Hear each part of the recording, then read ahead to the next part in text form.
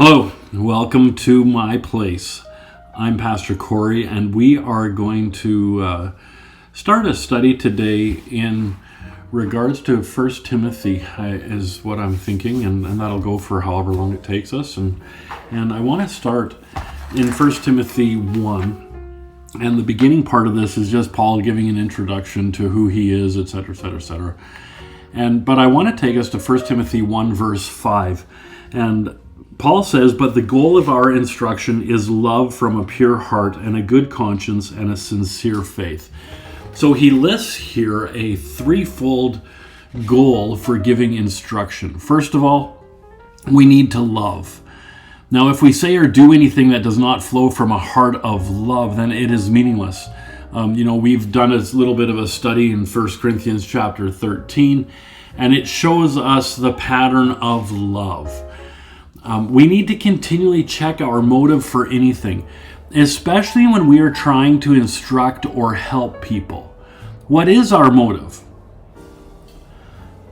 That's an important question, and one that we have to continually be asking ourselves. The second goal is a good conscience. Paul instructs elsewhere that we are to flee from the very appearance of evil. This is a difficult point.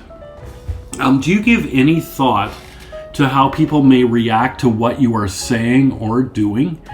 We live in a society that is very egocentric, thinking only of oneself. But the Word of God continually encourages us to be mindful of others and how they view what we are saying or doing. Now, that's a difficult thing to do.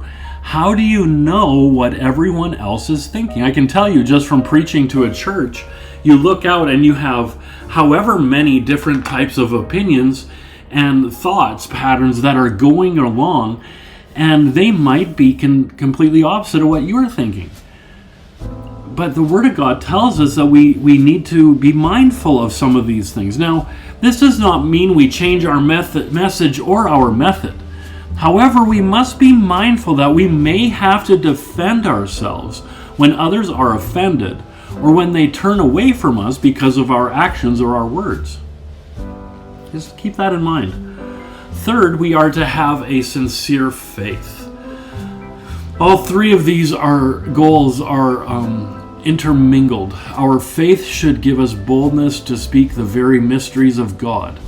But our conscience and our love should only allow us to speak or act so that it brings others to actually receive and retain the truths of those mysteries.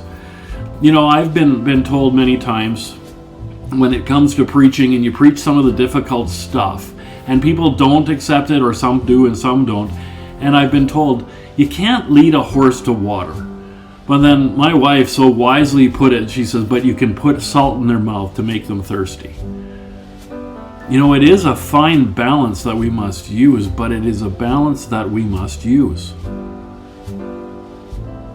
We need to have love, we need to have a clean conscience, and we need to have sincere faith.